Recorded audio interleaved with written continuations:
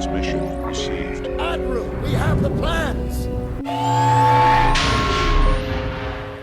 Here's the first of the two 3D panels that we're going to do, where the lightest gray is going to be the backer board. The black is actually going to be a board behind the board, so there's a negative space, and then the shapes of the gray are going on top of that, and these four things at the corners going even on top of those. So I have all the measurements, as you can see here, the width and height right there. I thought I pressed record, but I didn't. So now I got a nice half-inch board that I'm drawing out the first of the 3D panels. Pretty excited about this, and it's actually a lot easier than I thought it would be. The only part I'm having a hard time with is the angle, so it's a good thing we have the recording on now so you can watch me struggle.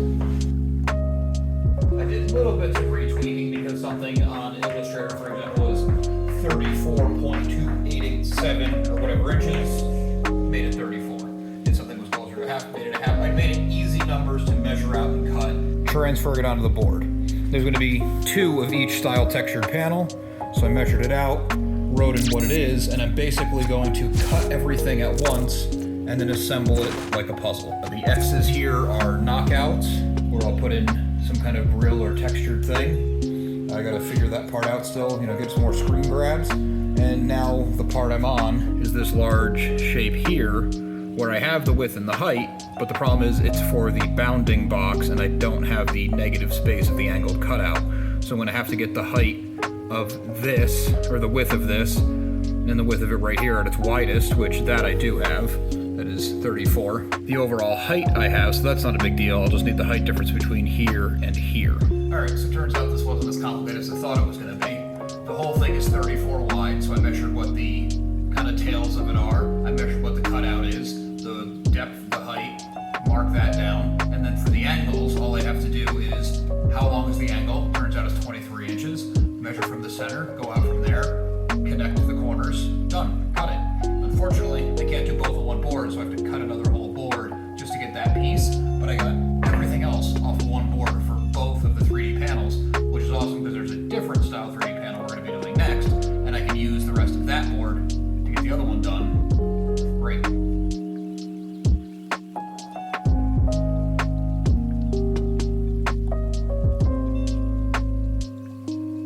We got all the pieces except for one of the angled pieces. I'll have to get another board out of my van. 34 by 2.5, 22 by 4, 11.5 by 4. All these 4x1s are going to go on top of these 34.5s. There's going to be a space in between these to equal the 34 distance because everything's going to be symmetrical. Then we got the big piece at the bottom. Well, obviously the row of X's is going to be a cutout where it's going to go down to the backer board and it'll be painted differently. It'll look more like a grate. And then we have the angled piece here with the cutouts on the sides for more grates, and you can see the angled edges there, and that still leaves me a good amount of wood to work with, but I also get almost two 3D panels for the cost of one half-inch board. That's just going to give it a lot of nice texture. This is a solid, good piece of wood too, so it's going to be easy to work with, easy to put it on the backer board, and I'm pretty psyched to get going on it. I thought this was going to be a lot harder.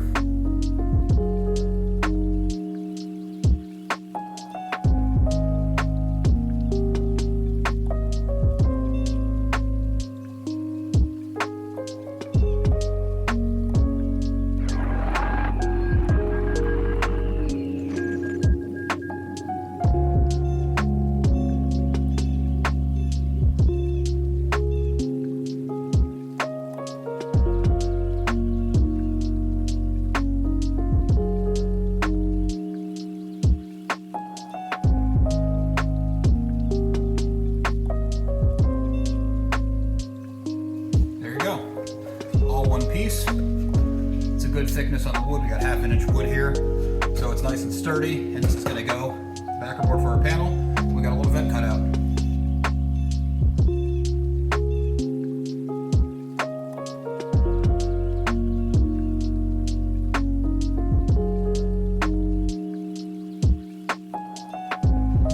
Now we have to build the base for it. So I have two of these thin sheets. I have one of wood and one of this generic brown board. I don't even know what this stuff is. It's a composite or something, but it's so cheap. I mean, this 4x8 sheets went up to $13. Price went up in the time I've been doing this. But for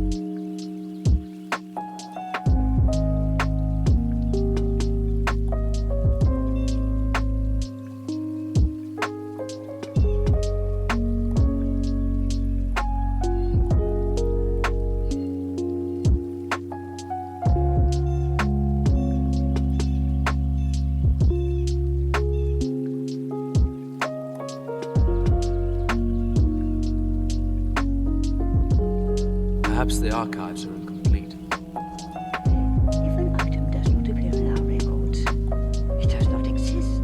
Okay, well here's a little look behind the curtain. I recorded the entire theater build before I edited a single video because I wanted my room up and running, and I lost some files. I lost the file of actually putting this together, so I'll do a real quick explanation of that, and I guess the bonus for you guys is you get to see something of a finished product. I'm still like 12 videos away from actually painting these walls. Hang in there is some cool stuff. So let's take a look at these panels. You can see the furthest board back was the brown board.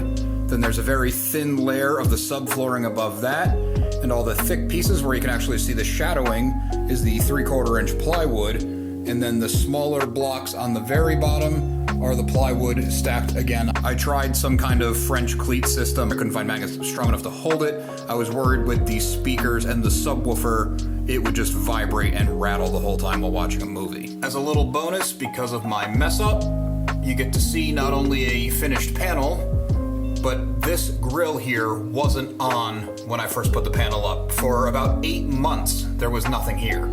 I was watching some of Jamie's videos over at the Outer Rim. If you haven't checked out his channel, you definitely should. He makes awesome stuff. And I asked him what he used on his display. This is speaker fabric. It's actually like a tight plastic weave. You can see how it catches the light when you push on it and it moves. It glistens really nice. It gives it a lot more texture and feel than if I just painted it black. That would have looked really cheap. The surround I did to hide the rough edges is Eva foam. It was my first time working with Eva foam. If I had to do it again, I would go back to wood because it was kind of a nightmare to work with in this way. It's probably great for sculpting. I didn't love it. So there is the panel. I just laid it all flat on the flattest part of the ground I could find. I used an entire tube of liquid nails per layer, and then I put like Olympic weight plates and paint buckets on them for at least a couple days to make sure everything stayed in tight. On some areas, if there was like a little gap or a bow, I filled it in with caulk before painting it. That way everything came out nice and seamless and molded looking.